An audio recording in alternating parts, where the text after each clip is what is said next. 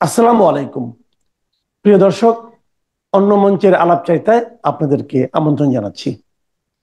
আজ আমাদের সঙ্গে আলোচনার জন্য আমন্ত্রিত অতিথি হিসেবে আছেন সিনিয়র সাংবাদিক জনাব আরশাদ মাহমুদ। জনাব আরশাদ মাহমুদ, আপনাকে আমাদের অনুষ্ঠানে স্বাগত জানাচ্ছি। ধন্যবাদ।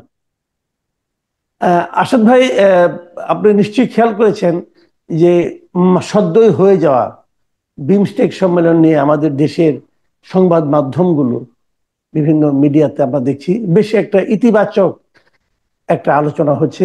আমরা নাকি অনেক কিছু এখান থেকে জয় করে এসেছি।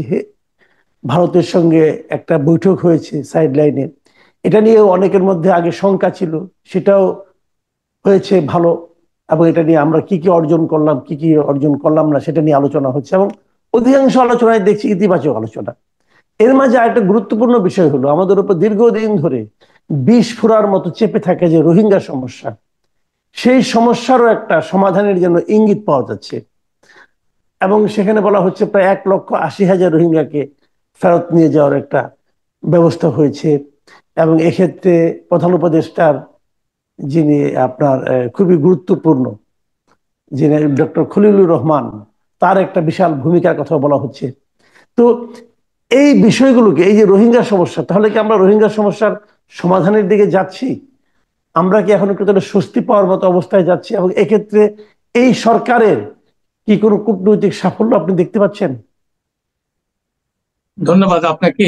এটা নিয়ে আমি অনেক চিন্তা ভাবনা করি, এটা নিয়ে আমি অনেক লিখেছি, 1991 সাল থেকে লিখেছি এগুলো।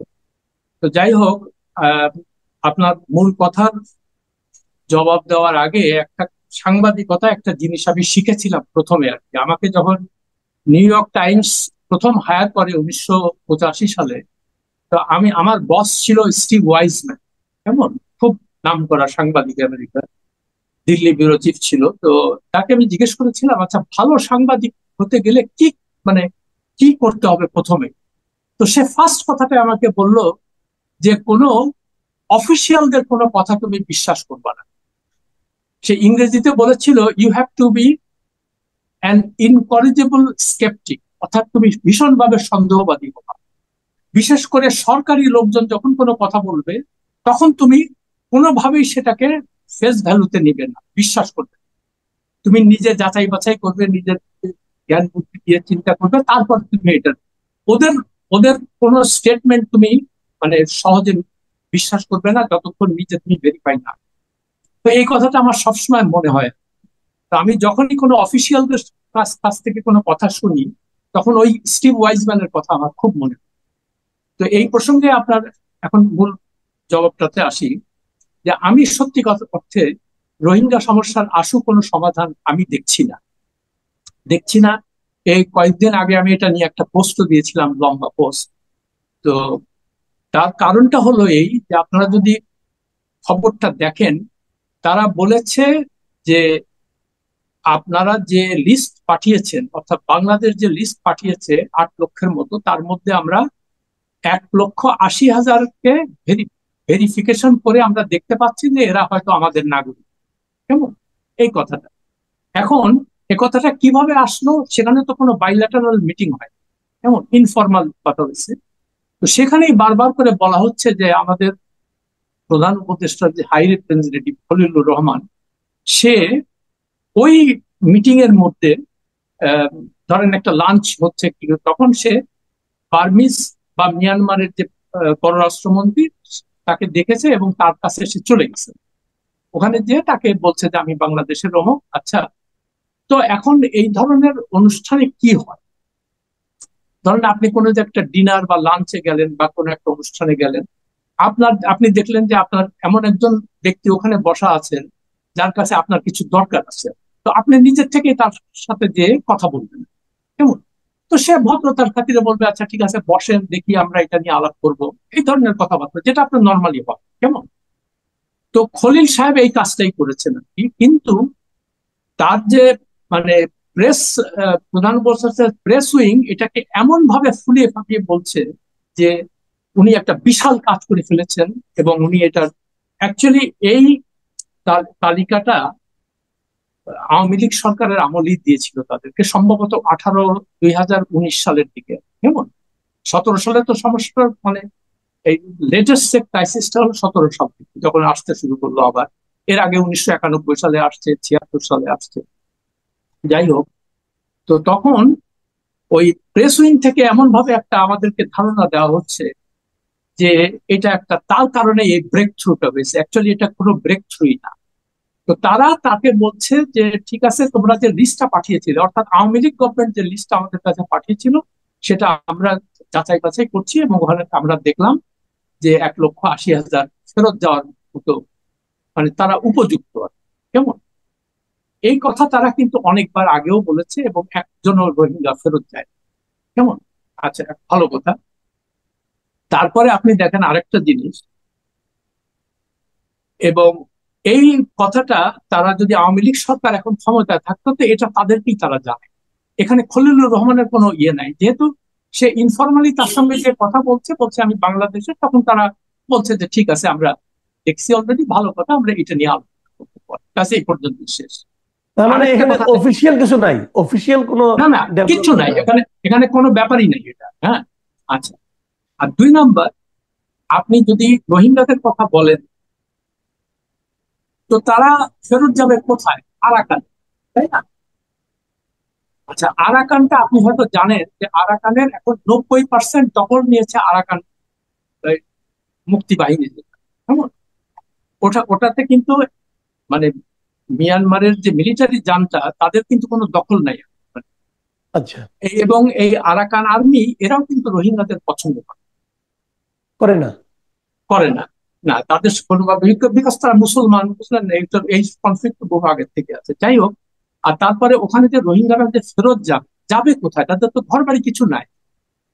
তো আমি যতক্ষণ আমার থাকার কোনো ব্যবস্থা না হচ্ছে, আমার নিরাপত্তা কে দেবে সেটার কোনো, মানে ফয়সালা না হবে, ততক্ষণ আমি কোথায় ফিরে যাব, কার কাছে যাব? কেমন?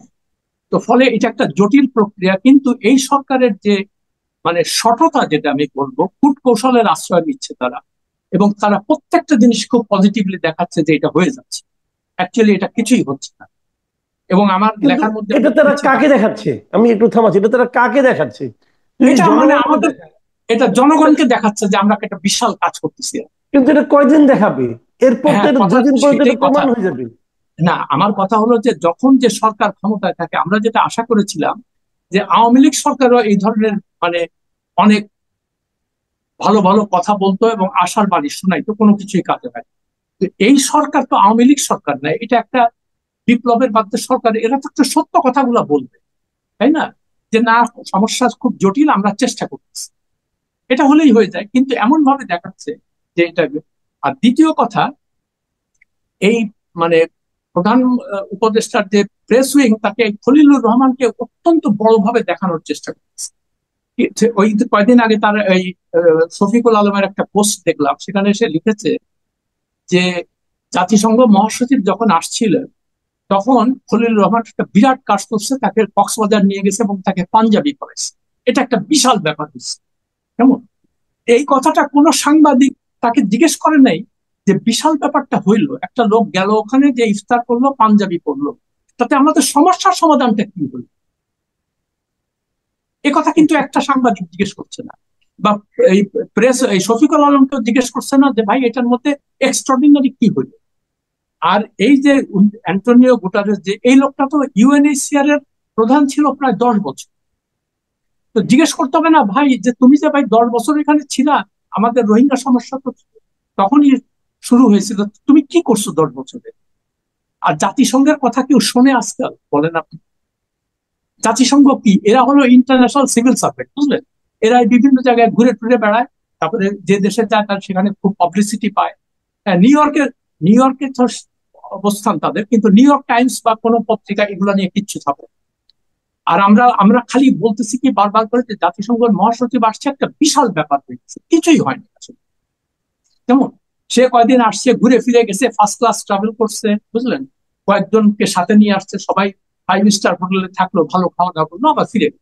তারপর দেখেন ওই ওই ইস্যু কিন্তু শেষ। তো আমাদের, আমরা আমরা যে এই যে কূট কৌশল গুলো নেই, এটা তো এই সরকারের কাছ থেকে আমরা আশা করি। কেমন? আচ্ছা, এখন বারবার আপনার প্রশ্ন রাখতে পারেন যে এই খলিলুর রহমানটা কে। জি। আমরা তো দেশের জনগণ তো তাকে চেনে না, সে কে। এখন তার সম্পর্কে কিছু বলি। এটা কয়েকদিন আগে আমি তার সম্পর্কে একটা পোস্ট লিখেছিলাম, কেমন, তার তার উপরে ইয়ে করে। আপনি হয়তো দেখেছেন, যদি দেখে থাকেন তো কাইন্ডলি এটা লিঙ্কটা দিয়ে দেবেন, তাহলে মানে দর্শক বা যারা পড়বে তারা বুঝতে পারবে না। সে অত্যন্ত মেধাবী একজন ছাত্র ছিল। বিসিএস পরীক্ষায় 1979 সালে যে প্রথম রেগুলার বিসিএস হয় সেখানে ফার্স্ট হয়েছে। খুবই মেধাবী, কোনো সন্দেহ নেই। এবং সে যথারীতি সে জাতিসংঘে, মানে আমাদের যা হয় ফার্স্ট সেকেন্ড হলে তাদেরকে ওয়াশিংটন নিউ ইয়র্কে পাঠায়, এটা সবসময় চলে আসছে, ভালো কথা, সেখানে সে গেছে। তখন ছিল এরশাদের আমল, কেমন, উনি ফরেন সার্ভিসে, উনি ফরেন ফরেন সার্ভিসে সার্ভিস, ছিলেন। হ্যাঁ সে ফরেন সার্ভিসে। আচ্ছা, ওখান থেকে সে ওই আমাদের নিউ ইয়র্ক মিশনের কাজ করছে, ফার্স্ট সেক্রেটারি এরকম একটা কিছু ছিল, যাই হোক। তো পরে সে ওই এরশাদের শালা ছিল তখন ওখানকার পিয়ার, প্রথমে হ্যাঁ, অল্টারনেট কি সাম মহিউদ্দিন বোধ হয়, কি মহিউদ্দিন যেন নাম। মহিউদ্দিন জাহাঙ্গীর, কেমন। মহিউদ্দিন আচ্ছা, জাহাঙ্গীর, রাইট। এরশাদের শালা। তো পরে আমি তার সম্পর্কে যখন জানতে পারলাম, আমি তখন হলিডেতে লেখালেখি করতাম, তো প্রায় আমাকে ফরেন সার্ভিসের লোকজন বলতো যে সে ওই এরশাদের শালাকে তেল মেরে সে বিভিন্ন রকমের কাজ করে দিচ্ছে। তো আমার কথা হলো যে মেধাবী যে হবে সে এইগুলা করবে। যাই হোক, সেটা অন্য কথা। এখন যেটা করলো, তো সে কেমন কেমন করে সে জাতিসংঘে একটা চাকরি নিল, বুঝলেন। চাকরি নেওয়ার নিয়ম হলো কি, নর্মালি আপনার সরকারি কোনো কর্মকর্তা যদি বিদেশি সংস্থায় যায়, নর্মালি 5 বছরের লিয়েন দেয়, যে তুমি 5 বছর পর্যন্ত কাজ করতে পারবে, আবার তুমি দেশে ফিরে আসবে। সে কিন্তু সেটা আসে না, কেমন। আপনার হয়তো মনে আছে 2001 সালে যখন তত্ত্বাবধায়ক সরকার, লতিফুর রহমানের তত্ত্বাবধায়ক সরকার হলো, হ্যাঁ, তখন হঠাৎ করে দেখলাম এই খলিলুর রহমানের নাম আবার আসলো। কেন আসলো? তাকে উনি প্রাইভেট সেক্রেটারি বানালেন। উনি নিউ ইয়র্ক থেকে তাকে, আমেরিকা থেকে তাকে উড়াই এলেন। এবং যেহেতু সে সরকারি চাকরিতে ছিল না, সেজন্য তার ডেপুটি সেক্রেটারি বা জয়েন্ট সেক্রেটারি কোনোটাই সে হয়। তো লতিফুর রহমান সাহেব যে কাজটা করলো, তাকে ফিরায় এনে সকালবেলায় তাকে ডেপুটি সেক্রেটারি বানানো এবং বিকেল বেলায় তাকে জয়েন্ট সেক্রেটারি বানিয়ে, মানে দেখেন 12 ঘন্টার মধ্যে 2টা প্রমোশন দিয়ে তাকে তার প্রাইভেট সেক্রেটারি। এখন আপনি গ্রহণ করতে পারেন যে তাকে কেন এটা করলো। সে লতিফুর রহমানের ঘনিষ্ঠ কেমন। ও, আচ্ছা, এই হচ্ছে মূল কাহিনী। এখন ভালো কথা, সেটা ঠিক নিতেই পারে।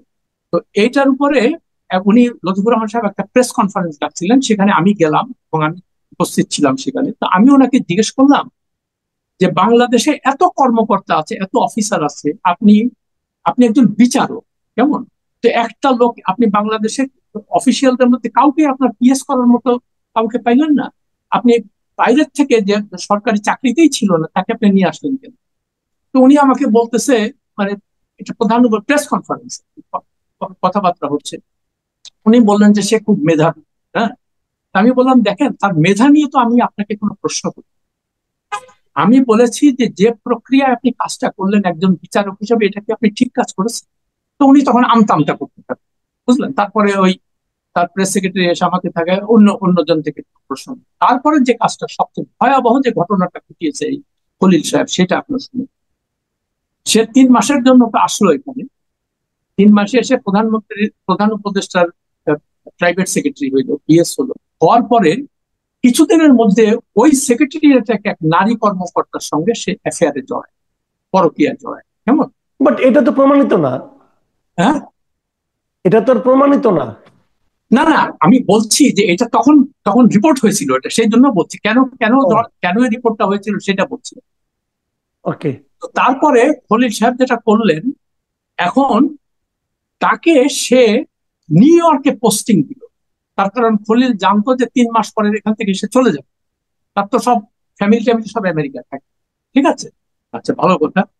সে ওই তার ইনফ্লুয়েন্স খাটিয়ে সেই মহিলাকে সে নিউ ইয়র্ক মিশনে, আমাদের যে মিশন আছে সেখানে পোস্টিং দিল। তখন এই মহিলার স্বামী এই জিনিসটা জানতে পারে এবং তার সঙ্গে যে খলিলের সঙ্গে যে তার একটা অ্যাফেয়ার হয়েছে এটা নিয়ে, মানে তাদের মধ্যে ঝগড়াঝাটি শুরু হলো। তো তখন মহিলা যখন বলল, এবং তাদের একটা প্রতিবন্ধী, তখন তার বয়স ছিল 10 বছর, এটা পত্রপত্রিকা আসছিল বলে আমি জানি ব্যাপারটা, এবং আমি এটা আচ্ছা। ঘটনাটা পুরো অবহিত। তো তখন আপনার এই ওই মহিলার স্বামী ডেকে বলতো যে না তুমি কিছুতেই যেতে পারবা না, আমার এই ছেলেকে এইভাবে রেখে, মানে এটা নিয়ে তাদের মধ্যে প্রচুর গন্ডগোল। একদম সম্ভবত আহ, তত্ত্বাবধায়ক সরকারের মেয়াদ শেষের সপ্তাহখানেক আগে এটা নিয়ে যখন চরম তাদের স্বামী স্ত্রীর মধ্যে গন্ডগোল হয়, তখন স্বামীটা তাকে বাড়িতে ফেরার পরে তাকে গুলি করে মেরে ফেলে, এবং সে নিজেও আত্মহত্যা করে। ও ভয়াবহ ঘটনা। কেমন? আচ্ছা, এই কথাটা আমি ফেব্রুয়ারি 2 তারিখে লিখেছি আমার লম্বা পোস্টে এগুলা। জি জি জি জি। আমি, আমার কথা হলো যে ডক্টর ইউনূস যখন তাকে এই অ্যাপয়েন্টমেন্টটা দিল, তখন তার ব্যাকগ্রাউন্ড সে চেক করবে না? যে এই লোকটা, ঠিক আছে মেধা তো খুবই ভালো কথা, হ্যাঁ, তো মেধা হইলে কি আপনি যে কোনো অপরাধ করবেন এবং পার পেয়ে যাবেন? আমি বলছি না যে সরাসরি সে জড়িত, কিন্তু সে ছিল মূল ঘটনার একটা। এবং তার চেয়েও ভয়াবহ যে ঘটনাটা ঘটেছে, সে ওই খুন খুন এবং সুইসাইডের পরপরই, মার্ডার সুইসাইড যেটাকে বলে, সে ওই ঘটনা জানার পরপরই মেয়াদ শেষ হওয়ার আগেই সে মানে দেশ থেকে পালিয়ে চলে গেছে। আচ্ছা বুঝলেন? আচ্ছা, মেয়াদ মানে যখন উনি চলে গেলেন তখনও উনি মানে এই চাকরিতে ছিলেন এখানকার? হ্যাঁ, তখন ওই চাকরি, 3 মাসের ইয়েতে কন্ট্রাক্টে আসছিল। রাইট কেমন? রাইট রাইট, ওই তো কন্ট্রাক্ট শেষ তখন হওয়ার আগে চলে গেছে। এই ঘটনা ঘটার পরে সে জি তড়িঘড়ি করে দেশ থেকে চলে গেল। কেমন? তো এখন কথা হলো যে আমি আমার পোস্টে লিখেছিলাম যে সাংবাদিকদের তো মেন কাজ হলো একটা এই ধরনের ঘটনাকে উদ্ঘাটন করা, তাই না? তো যদিও আজকে থেকে 24 বছর আগের ঘটনা, কিন্তু যেহেতু মামলাটা হয়েছিল তেজগাঁ থানায়, তো নিশ্চয়ই সেখানে একটা কিছু রেকর্ড, একটা অস্বাভাবিক মৃত্যু যদি হয় তো থানা থেকে তো মামলা হয় না একটা, যে তারা সেখানে যায়, এবং এত বড় একটা ঘটনা। তো যে কোনো সাংবাদিক, সত্যিকার অর্থে যদি সাংবাদিক এই দেশে থাকতো, তো এগুলোকে ইনভেস্টিগেট করতো, করে তার পত্রিকায় ছাপতো অথবা টিভি চ্যানেলে দিত। কেউ কিচ্ছু করে না। বুঝলেন? আমার খাস কষ্ট লাগে। এখন তো সাংবাদিকতার স্বর্ণ যুগ হওয়ার কথা, কত রকম জিনিস রিপোর্ট আছে এখন, যেগুলো আগের সরকারের আমলে করতে পারেনি, কিন্তু এখন তো করতে পারে। তো এদের মুশকিলটা হলো, আমার দুঃখ লাগে আমার এই সাংবাদিক মানে ভাই ব্রাদারদের জন্য বা বোনদের জন্য। এদের মধ্যে এই প্রত্যেকটা গভর্নমেন্ট এদেরকে নানান রকমের প্রলোভন দিয়ে এমন ভাবে করেছে, এরা সাংবাদিকতার যে মূল দায়িত্ব সেটা ভুলে গেছে। এখন চিন্তা করে যে আগের আমলে তো প্রেস সেক্রেটারি হইতাম, কিংবা ওয়াশিংটনে প্রেস মিনিস্টার হইতাম, দিল্লিতে যেতাম, লন্ডনে যেতাম। ডক্টর ইউনূস এসে সেই একই কাজ করতেছে। আমার কথা জি। হলো যে আপনি সাংবাদিকদের এইভাবে করাপ্ট করতেছেন কেন? এটা তো আপনার কাজ না। এখন বলবে কি ওইখানে ওইখানে তো পোস্টিং দেওয়া লাগবে, ঠিক আছে, ইনফরমেশন মিনিস্ট্রি যারা আছে তাদেরকে দেন, যারা আগে ছিল যে। কেমন? আর ওইখানেও তো তেমন কোনো, তাদের যে তেমন কোনো কাজ নাই সেটাও আমি মানে আমার একটা পোস্টে উল্লেখ করেছিলাম যে সাংবাদিকদের পদ পদবি, প্রেস মিনিস্টার, এগুলো দিয়ে কি হয়, এগুলো তো আমার নিজের চোখে দেখা। লন্ডনেও দেখেছি, দিল্লিতে দেখেছি, ওয়াশিংটন, নিউ ইয়র্ক। এখন কথা হলো যে এরা যাবে ওখানে, যে ওই কিছু ওই মানে কি বলে বেতন ভাতা নেবে, নিয়ে কিছু পয়সা করি বানিয়ে আবার চলে আসবে, এবং তারপর কোনো কাজ নাই তাদের। They have absolutely no work. তো আমার কথা হচ্ছে যে কোন সাংবাদিক এই এই এত বড় একটা ঘটনা যে ঘটলো, এটা নিয়ে কেউ ইনভেস্টিগেশন করলো না। আমি জি বলছি না যে খলিল সেখানে প্রত্যক্ষ ভাবে আমার কথা হলো যে মামলাটা তো, মামলার যে কি হয়েছিল, এটা এই ঘটনাটা ঘটলো, যে ঘটনাটা তো ঘটেছে, এটা তো আমি তো 100% নিশ্চিত। এবং পরে আমি চিন্তা করলাম অনেক দিনের ব্যাপার, এই আমার ওই পোস্ট দেখার পরে আমাকে 3জন ফরমার অ্যাম্বাসাডার ফোন করেছে, এই খলিলের সিনিয়র কলিগ যারা, তারা প্রত্যেকে বলছে যে ঘটনা সম্পূর্ণ সত্য, সেইগুলাই করছে। কেমন? তো আমার কথা জি। হলো, তাকে আপনারা আমাদের ওই যে, লায়োনাইজ করতেছেন। জি, কিছু বলছিলেন? না আমি বলছি যে না ঠিক আছে, আপনি আপনি শেষ করুন, তারপরে আমি মানে শেষ না, করি, আমি আমাদের বললাম সময় ফুরিয়ে যে, আসছে। না আমি, হ্যাঁ আমি আমি এটা বলতে চাচ্ছিলাম যে আপনার ডক্টর ইউনূসের কাছ থেকে তো আমরা অনেক কিছু ভালো আশা করেছিলাম। কেমন?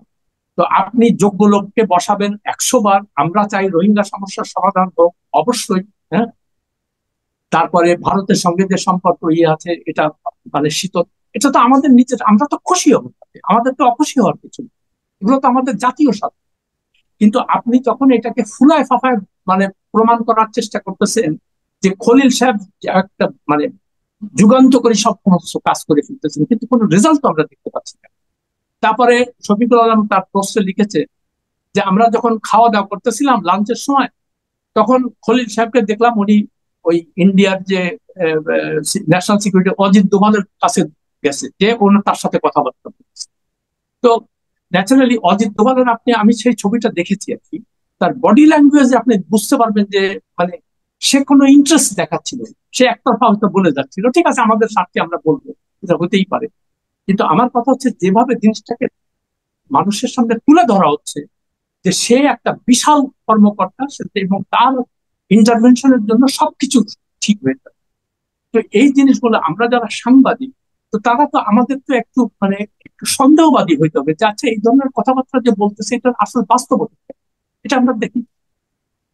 কিন্তু সেই দিকে কেউ যাচ্ছে না, খালি ওই জি ওই মানে প্রেস উইং থেকে যা তাদেরকে খাওয়ানো হচ্ছে সেটাই ছাপছে, সেটাই বলতেছে। এটা তো জি সাংবাদিকতা। জি বুঝতে পেরেছি। অনেক ধন্যবাদ, অনেক ধন্যবাদ জনাব আরশাদ মাহমুদ। আপনি অনেক এমন কিছু কথাবার্তা বললেন যেগুলো হয়তো আমরা অনেকে জানতাম না, এবং আমার ধারণা এটা নিয়ে অনেকে হয়তো একটু হতবাক হবেন, একটু হতচকিত হবেন।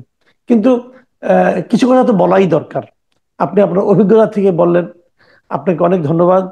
প্রিয় দর্শক, আপনারা শুনলেন। আমি আমি আরেকটু কথা বলে জাস্ট শেষ করতে চাই, একটা কথা বলি জি যে প্লিজ বলেন। এই খলিল সাহেবকে তো কেউ চেনে না বা আমরা জানিও না, কেমন সে মাঝে মাঝে কোথা থেকে এসে উদয় হয়। 2001 সালে একবার উদয় হয়েছিল, এই 2000 এই বিপ্লবের পরে এসে সে আরেকবার উদয় হয়।